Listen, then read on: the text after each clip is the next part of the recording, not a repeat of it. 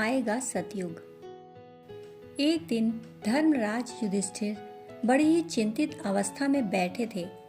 उसी समय वहां पर कहीं से देवर्षि नारद आ गए और चिंता का कारण पूछने लगे। युधिष्ठिर ने कहा, महर्षि अब कलयुग आ पहुंचा। उसने मेरे राज्य में अपने आगमन, प्रवेश और परिणाम की कष्टकर कथाएं भी सुनाई। सो लगता है अब धर्म राज्य धरती पर से उठने ही वाला है। कलयुग के आगमन की बात तो नारद जी को भी मालूम थी, पर उन्हें इस बात पर आश्चर्य हुआ कि अंधकार और प्रकाश दोनों एक स्थान पर मिल कैसे गए। कलयुग और धर्म राज्य में प्रत्यक्ष भेंट हो सकना भला कैसे संभव हो सकता है।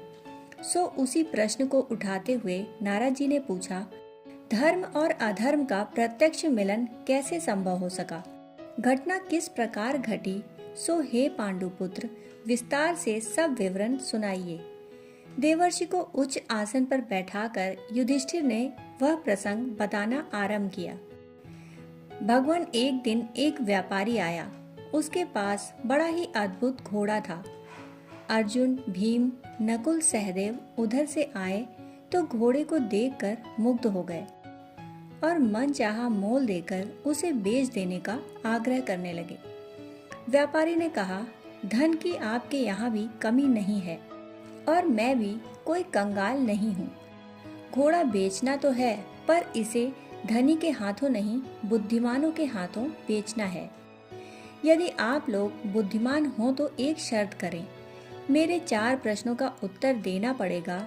यदि उत्तर सही हुए तो घोड़ा मुफ्त दे दूंगा, और यदि उत्तर ना दिए जा सके या गलत हुए तो मेरी खींची धर्म रेखा के भीतर आप लोगों को तब तक कैद रहना पड़ेगा जब तक कि कोई आकर उनका सही उत्तर ना दे दे। युधिष्ठिर ने कहा, देवर्षि, मेरे चारों भाइयों ने शर्त मान ली। उन्हें अपनी बुद्धिमत्ता पर और मेरे ज्ञान पर बहुत भरोसा था। सो मुफ्त में बहुमूल्य घोड़ा पाने का लोभ वे संवरण न कर सके और शर्त में बंद कर प्रश्नों का उत्तर देने को तत्पर हो गए। व्यापारी ने पहला प्रश्न भीम से पूछते हुए कहा, मैं रास्ते में आ रहा था तो देखा कि एक भयंकर कूप है। उसके बीच में रस्सी से बंधा एक पैसा लटक रहा था। उस पैसे से बंधा 100 मन लोहा टंगा था, फिर भी वह रस्सी टूटती न थी। पैसा गिरता न था। इसका क्या रहस्य है? चारों भाइयों में से कोई उत्तर न दे सका तो शर्त के अनुसार भीम को धर्म रेखा के भीतर कैद होने के लिए जाना पड़ा। इसके बाद व्यापारी ने दूसरा प्रश्न पूछा। उसी रास्ते पर चलते हुए मैंने एक जगह 5 कुंड देखे, जिनका पानी अपने आप ऊपर निकलकर बहता था। चारों कोनों के कुंड जब खाली हो जाते तो बीच का कुंड उन्हें भर देता, पर जब बीच का खाली होता तो चारों मिलकर भी उसे भर नहीं पाते और वह सूखा कुंड खाली ही पड़ा रहता। राजकुमार, बताओ इसका रहस्य क्या था? इस प्रश्न का उत्तर अर्जुन को देना था। वह तो क्या शेष भाई भी मिलकर कुछ समाधान ना निकाल सके। तब शर्त के अनुसार अर्जुन को भी धर्म रेखा में कैद होना पड़ा। देवर्षि, बात यहीं समाप्त नहीं हुई। व्यापारी ने और भी 2 प्रश्न पूछे। उसी रास्ते पर एक जगह प्रौढ़ गौ अपनी छोटी बछिया का दूध पीती पाई गई। उसी यात्रा में एक विचित्र पशु देखा जो मुंह से बुरे बुरे शब्द उच्चारण करता था और मल द्वार से घास खाता था। इन दोनों ही दृश्यों का रहस्य बताओ। नकुल, सहदेव ने इस पहेली को सुलझाने का बहुत प्रयत्न किया, परंतु उन्हें भी कुछ नहीं सूझा। सो प्रश्न बिना उत्तर के ही रह गए और नकुल सहदेव को भी धर्म रेखा के भीतर कैद होना पड़ा। सेवकों ने समाचार मुझे दिया। अद्भुत घोड़ा, विचित्र प्रश्न, मुफ्त में खरीद की शर्त, धर्म रेखा में कैद, ये सभी बातें मुझे बहुत अटपटी लगी। सो हे देवर्षि, मैं स्वयं उठकर द्वार पर पहुंचा और सारा घटनाक्रम देखकर चकित रह गया। फिर भी भाइयों को छुड़ाना तो आवश्यक ही था। सो मैंने साहस करके व्यापारी की पूछी गई पहेलियों के उत्तर देने आरंभ कर दिए। पहले प्रश्न का उत्तर दिया, धूर्त लोग एक पैसा दान करके 100 मन यश लूटने का प्रयत्न करते हैं। 100 मन पाप को 1 पैसे भर पुण्य के सहारे लटकाए रहना चाहते हैं।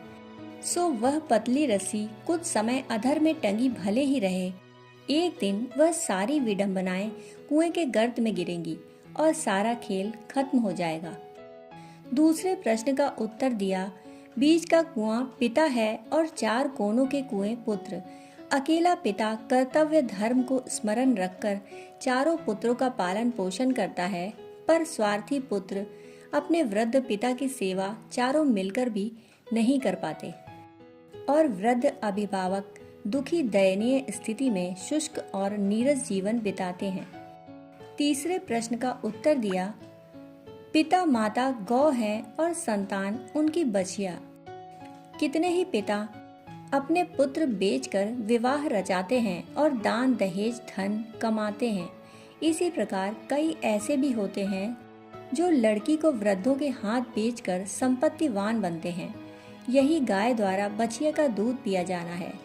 और चौथे प्रश्न का उत्तर है, वह विचित्र जंतु था साहित्यकार, कलाकार, जो अपनी कृतियों द्वारा लोगों में दुर्बुद्धि उत्पन्न करता है और ऐसी कमाई खाता है जो मल द्वार से खाने के समान घृणित है। चारों ही प्रश्न पहेलियों का रहस्योद्घाटन सही हो गया। सो शर्त के अनुसार व्यापारी को धर्म रेखा के बंधन से भीम, अर्जुन, नकुल और सहदेव को मुक्त करना पड़ा और वह अद्भुत घोड़ा भी मुफ्त में देना पड़ा। यह सब तो हो गया, पर मैंने आश्चर्यपूर्वक उस व्यापारी से पूछा, यदि प्रश्नों में पूछे गए सारे घटनाक्रम सही हैं, तब तो यह कलयुग रूपी पाप साम्राज्य का ही परिचय है। मेरे धर्म राज्य में भला ऐसे कैसे हो सकता है? ऐसी अनीति वहाँ कैसे प्रचलित हो सकेगी? व्यापारी गिड़गिड़ाने लगा और बोला, धर्मराज, मैं ही कलयुग हूँ। अब मेरा पाप राज्य आ पहुँचा है, सो ऐसी घटनाएं अनहोनी न रहेंगी। आए दिन पग पग पर ऐसे ही अनाचार दृष्टिगोचर होंगे। मैं आपको वस्तु स्थिति बताने आया था, पर धर्म और अधर्म की ना तो प्रत्यक्ष भेंट हो सकती थी और ना खुले वार्तालाप की संभावना थी। सो मैंने व्यापारी का रूप बनाया और घोड़े के बहाने राजकुमारों के सामने वस्तु स्थिति को पहेली जैसे रहस्यमय प्रश्नों के साथ पूछा। मैं जानता था कि अंततः उत्तर आप ही दे सकेंगे और भेंट का सुअवसर मिल जाएगा और सूचना देने का प्रयोजन सध जाएगा।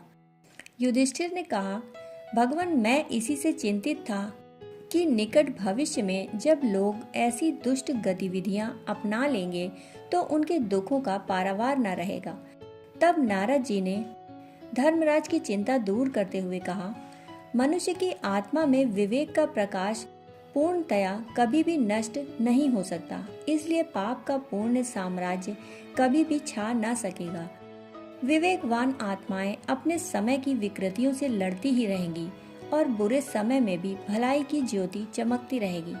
पाप का पूर्ण साम्राज्य कभी भी स्थापित न हो सकेगा। इस आश्वासन से युधिष्ठिर का समाधान हो गया। क्या वह समय नहीं आ गया है जब कली का साम्राज्य जाने वाला है?